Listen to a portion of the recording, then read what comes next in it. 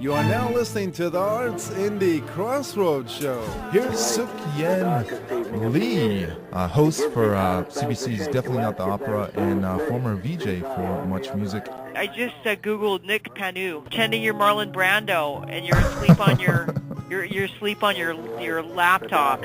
Will Sasso stars for Mad TV and another series coming out on CBS. Your intro there sounded like I was just making my way down to the ring for a MMA fight. Interviews with Ruth Moody, the Wailing Jennies. You're so welcome. Take care. Motivational speaker David Roche. Thanks a lot, Nick. Take care of yourself. I really appreciate it. Karen LeBlanc, the star of Nurse, the fighter boy. Hi, Nick. I'm really good, and thank you for asking me. People in film, theater, music, the arts. You know, culture and art and expression are fundamental to that essence of life.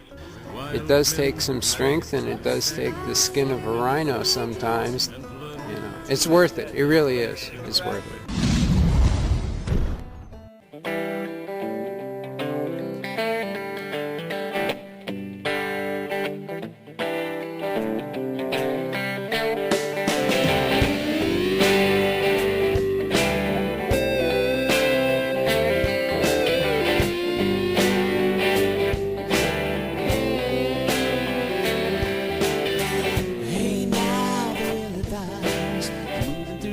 Listeners, right now we are sitting here with none other than Steve Stone.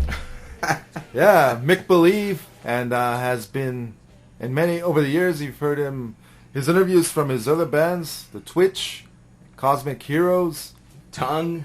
That was the Rolling Stone show I did. Yeah. That's where I developed Mick Believe. Somehow out of everything, that's what everybody remembers. But you know what?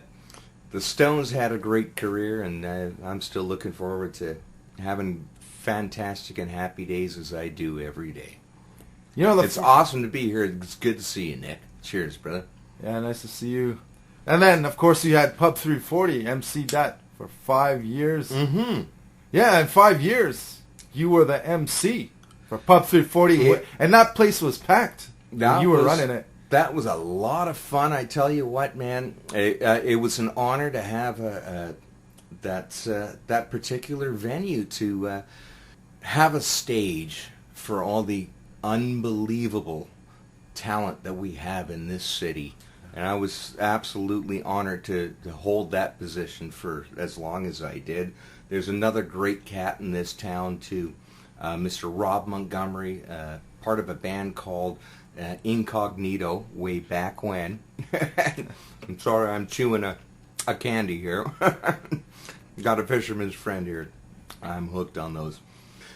One of my favorite jam hosts would absolutely be Rob Montgomery. That cat has done a great deal for the city of Vancouver. As far as keeping the blues jams going, there's another great group of people. Kevin Swain, as a matter of fact, with his partner in crime, a very nice young lady named Lisa Freakrock. They have a regular jam in Surrey. And where's that? Nichols Pub, that's at 96th and Scott Road, as I recall. They have this regular jam, but they're in the same mind frame of keeping live music available and accessible more than anything else. That's the thing that I see a great deal of falling away in everyday life, is the accessibility of live music. Talking about the music scene and venues shutting down, but yeah, can you delve into this live music scene, having live music more accessible to people? It's that. Well, that's the thing. I mean, there's with the great invention of what we now know as the internet. It's been a little bit of a mind bleep, you know, for artists.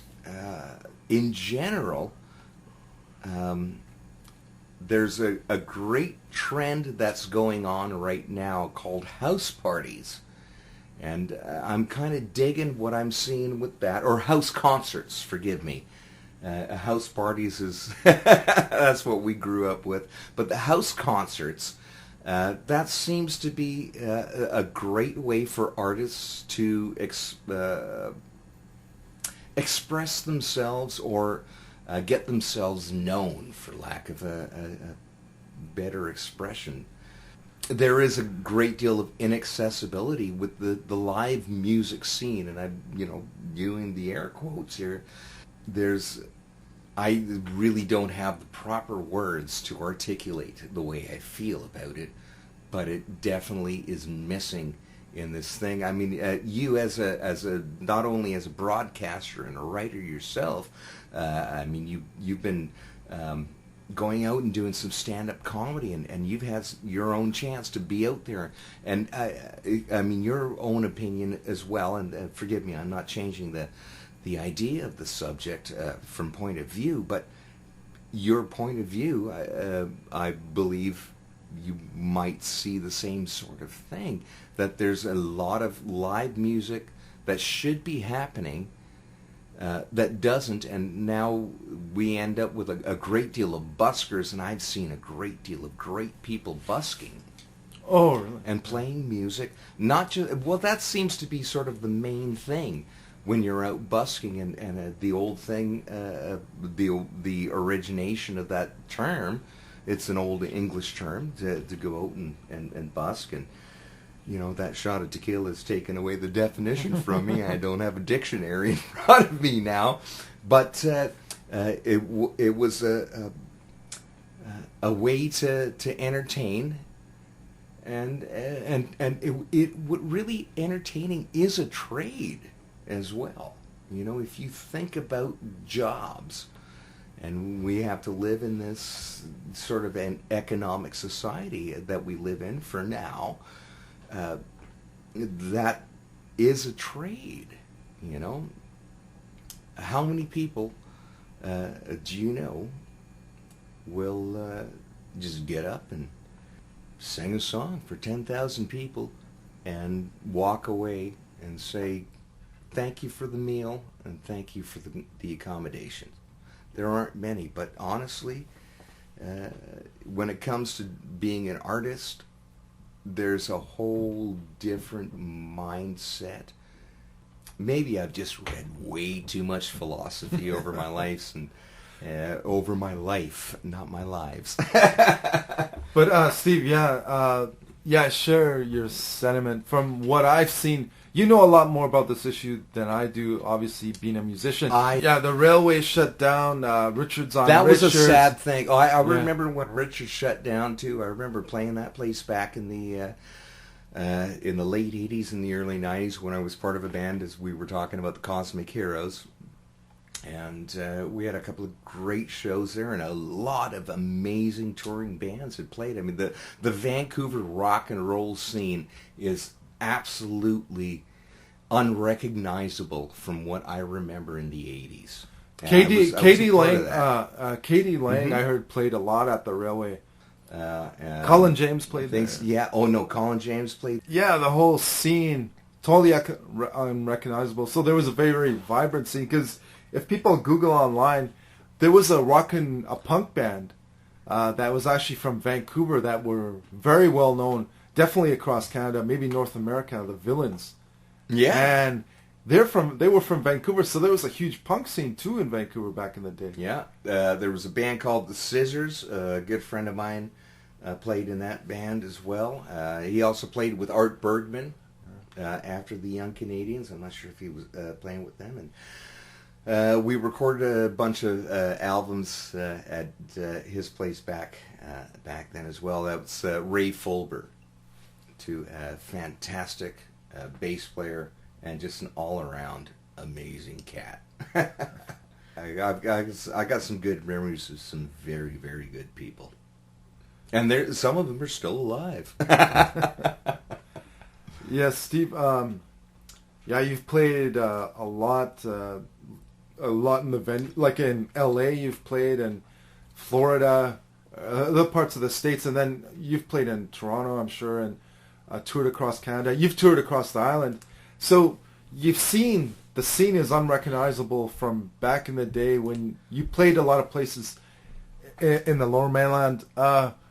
Everybody's talking about this, like the state of the music scene here. What has to be done? And a second part to this question. Okay. Maybe I should just let you answer the first part. That's all right. But there Go is a ahead, second part. Are a lot of people leaving? A lot of people moving to Gabriel. I notice a lot of musicians live in Gabriola Island. They live in Nanaimo because they have mountains there too, and it's fresh water, clean water. I'll tell you one thing that I've kind of observed, and I don't know quite how to articulate this in the best possible way, but there is one element that I've noticed and have lived with, because I've been based out of Vancouver for most of my career, at least for a mailing address most of the time. But I spent a great deal of time here. I have noticed that there are still an element of cliques in this town, so I'm not sure what that's about, and I don't know if that's just the way I'm kind of seeing it. But when I'm in different cities, particularly in the United States, to be honest with you, I see a great deal more of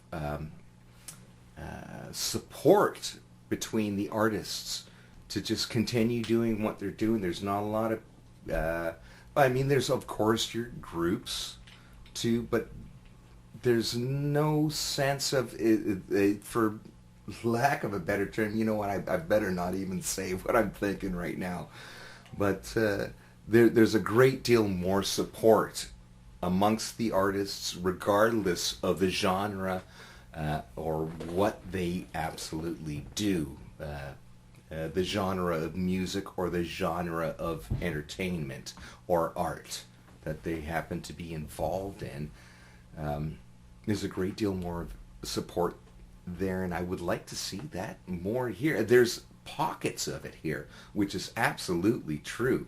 I mean, there's some great, in particular, as I was saying, some of the jam hosts and the open mic hosts, but the overall thing is there seems to be a support with a little bit of that hand up at the same time. As I'm motioning, you know, your listeners can't hear as I'm motioning, but you know, sort of that there's a little bit of a wall, but you can still support artists.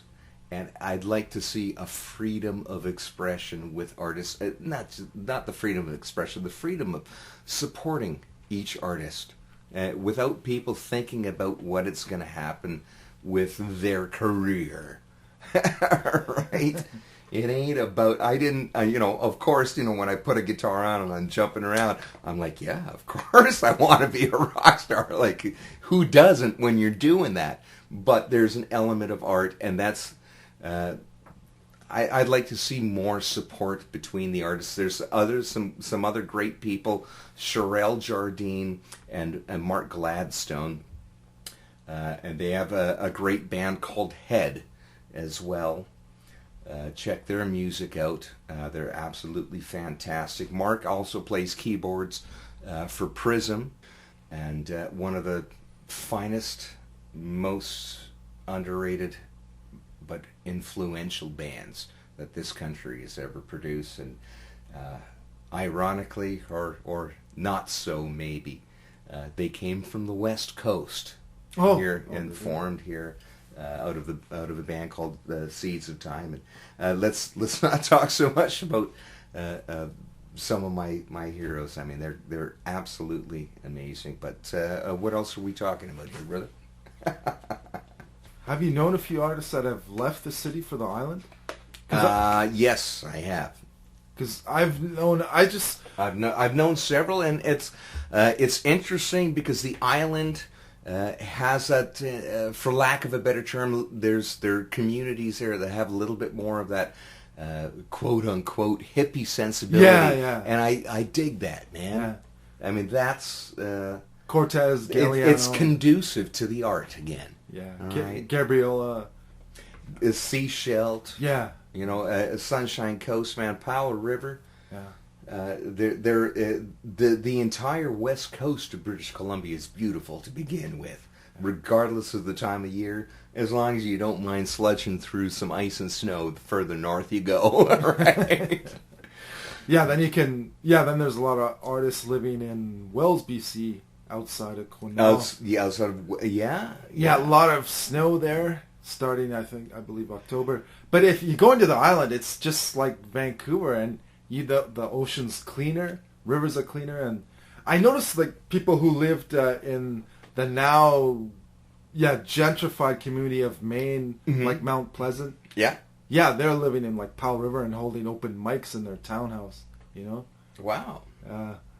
Yeah, they were a part of the scene. Like there was, I don't know, you might have been in the States then. There was the Maine and the Mall Mart. They had open mics for spoken word and music jams and comedy. I heard that there were some great open mics that were coming and going, and it was awesome to always see them popping up. And I continue to hope that venues will appear, regardless of if it's one of those like it doesn't have to be a bar or a coffee house. Hell, it'd be awesome to walk into my local grocery store and there's a cat, sitting there playing guitar while people they're playing their keynote or something like that. Oh, yeah. The local corner store. You see 7-Eleven with chairs and tables and stuff, and it's for people playing Keno and having a cup of coffee. But you know what? It might kind of have a little bit of fun for even the staff. There has to be music and laughter everywhere. As far as laughter goes, that is some of the finest music ever. It's an indescribable type of melody that you can't even sing, and the only way to get it out is to laugh. And you, as a comedian, you understand that, I think. But it is, sometimes when I'm sitting there with my guitar, I'm like, I'm composing something, and you get in that mode. It's like, but it's not what it's about. I like being that, way back when I was younger, that idea of being the troubadour. And I'll let you go ahead and put the links up and just find the true meaning of what a troubadour and I don't even know if I can remember exactly what it is. Great places I used to play out in the valley, out in Abbotsford. Oh, okay. Yeah. Can you name some of them? There was the Cats Club. What the heck was that called before? The Rock Palace. There you go. Where was that? In Abbotsford. Oh, okay, cool. Yeah, I don't know exactly how to get there. I just remember I would get out of the car when it was time to play. Okay, we hear you. We can edit that one out, maybe. It's up to you if you want me to edit it out. It's good. There's a great deal of good places that do support live music in the valley, and it's good to see that aside from the city, there's a great deal of undue attention that's kind of placed on the center of the city as opposed to where art is actually being produced or coming from or what art is. And now I'm starting to feel like a bit of a weirdo. It is art, and it is something that you just cannot describe. It's for you. If you connect with it, then it's beautiful. If you don't connect with it, it's beautiful to somebody else. So just move on and accept and respect that element of the art. And I don't think there's too much competition. That's the word I'm kind of looking for. There is an element of support with artists, but there's a great deal of competition that I see. And this is not just related to Vancouver. As I said, I do see a great deal of support, more so south of the border, surprisingly enough. But there is that element that is more prevalent in the media more than anything else is that sense of competition, where you start to humiliate and shame another person just because they're doing their art. And I think that's wrong. If you don't want to, watch the show, don't watch it. Yeah. Move on. But don't hurt somebody. No. And that's always been something I prefer to see other artists supporting other artists, right? If they don't necessarily connect to the art, they connect to the sense that at least this is a true artist, and the art is up to the individual artist to express. The masses, that's the media, brother. And that's where, well, of course, if it wasn't for you right now interviewing me, you wouldn't be hearing my music, which I'm grateful for, don't get me wrong. But there is an element that I think overall needs to be addressed, and I'm really not the person to be huffing about it, man. You just need to, each person, we can all make this a beautiful place, one person at a time, as a matter of fact. But backtracking just a little bit, but which isn't totally off topic, you were talking about music and being an artist, a true artist, that, it's not only cathartic for the performer, but the audience. There's a connection, and that's... Like depression. Honestly, because you've been on stage, when you make that connection, it's inexplicable. It's electric. You cannot put it in proper words. It's just like I'm going to sound like a freaking hippie. I can't hear, but it's sort of it's an element of absolute transcendence when it's right, when it's happening and it's there. Yeah. Regardless of the venue or the size of the stage or the size of the crowd, when you're performing, and I'm only speaking from my own personal experience as a performing artist, it's transcendent. For lack of a better term, I really can't think of a better term. Electric would be the other term, man. It really is electric. And there is something that you share with that audience. They're living through you, and you're living through them at the same time, right? And very similar, or maybe the same way, like for the artist who's dealing with depression, and the audience member coming to the venue. Yeah, they're but like the artist performing, it's cathartic for them. Yeah. It helps them deal with their depression. They're not dealing with depression, brother. Being able to perform. And the audience member, like I've been to your shows a lot of time, and sometimes I've been feeling really down, but when I listen to your music, I feel much better, after your live performance. Yeah. Hey, dude, thank you very much, man. That makes me feel good that some of my art is connected with you. Cheers, brother.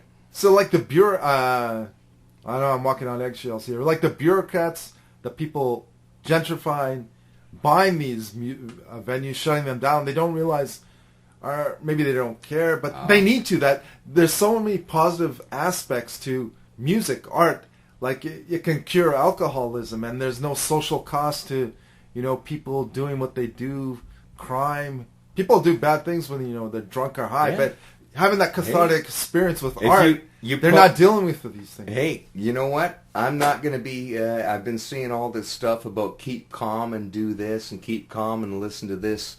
You know what? I wouldn't be opposed to somebody putting together a shirt that said keep calm and listen to Steve Stone. So, Steve, we're going to end this interview in 2 parts, but we do have some time to play your music. Cheers, brother. We're coming on today's show, okay, and then part 2 will be exclusive on some of the tracks. Okay. Listen to them. But Steve, we're coming up on an anniversary, which is a segue into a song you wrote after you were cured of cancer. Yes, as a matter of fact. And hey, congratulations! Put it there, brother. Cheers, brother. Hey, Here, high five me. There we go. Yeah, absolutely. I had. It was 16 years ago. and it was a shock when it happened, and it was a scary little bit. I did end up after having the tumor removed, and I'm not going to go into the cancer I had, but I had some radiation therapy, so I still have a little bit of pain, which is why I do overall. Okay, sidebar away. Yeah, you're talking about My Way. Yeah, My Way. Right on. Yeah, I wrote that when I had a case of cancer way back when, 16 years ago, October 16th. That just passed. It's been 16 years now, and it's been good, man. I'm still alive. I don't know what else to say about that. You know, I'm still smoking cigarettes, and you know, anybody that's listening might want to go, yeah, but that's something aside. Enjoy life while you have it, baby. That's it. That was the biggest lesson I've learned. This is My Way. It's My Way. Cheers, brother. Yeah, I recorded that at Ray Fulber's place, East 3rd Studios, which is no longer there. But he was behind the console, and that's us there. Cheers. Listeners, this is My Way. Still. Cheers, yo.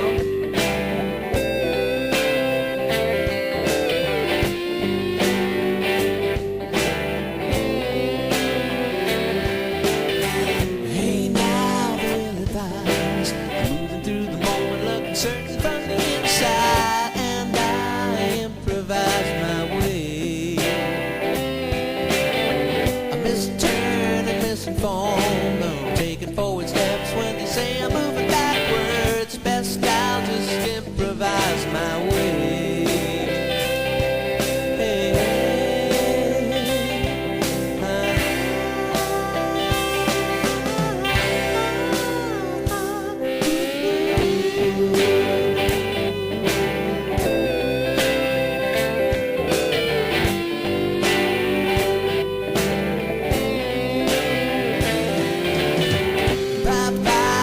Yesterday, when I thought I had an notion called emotion to the big time, now I've simplified